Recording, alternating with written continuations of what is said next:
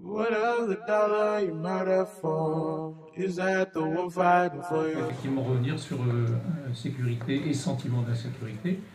Statistiquement, il est prouvé que tous les Français souhaitent qu'il y ait davantage de sécurité quand les chiffres de la délinquance globale diminuent. Donc on peut se poser la question de savoir où est le problème.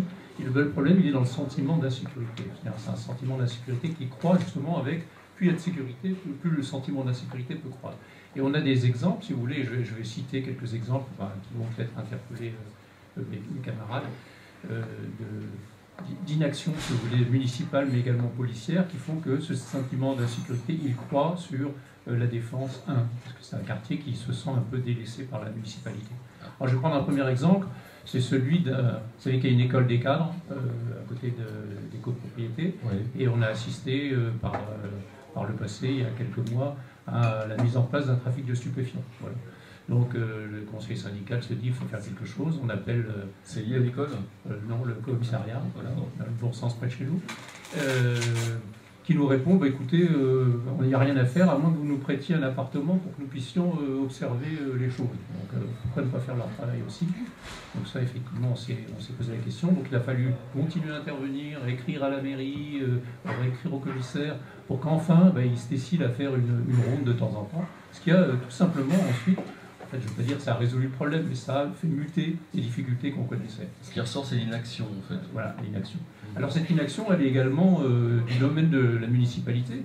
Il y a 2 ans, le maire nous signale qu'il va monter un grand programme de vidéosurveillance. Et donc, tout naturellement, les gens nous sollicitent pour que nous nous adressions à la mairie et que nous souhaitions également bénéficier de cette vidéosurveillance. Et il nous a répondu, oh, bah non, vous n'étiez pas... concernés, a priori vous n'étiez pas dans le plan ni dans le programme, et ben, les copropriétaires donc, se sont mis en devoir et en demeure eux-mêmes de mettre en place une vidéosurveillance sur les copropriétaires. En privé. Donc vous voyez, on a le sentiment d'être un peu abandonné et comme c'est l'inaction et le manque d'écoute. Voilà.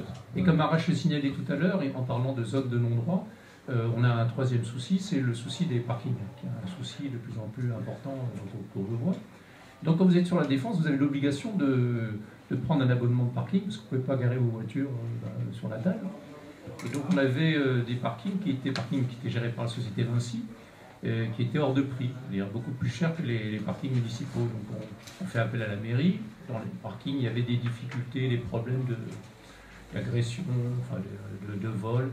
Et il y avait la possibilité d'avoir des places de parking vidéo surveillées, en quelque sorte, mais il fallait payer encore plus cher. Donc, voilà, on explique à la mairie que c'est quand même incroyable, qu'elle pourrait faire quelque chose. Il nous a fallu quasiment 6 mois pour, si vous voulez, dénouer les ressorts enfin, de cette affaire.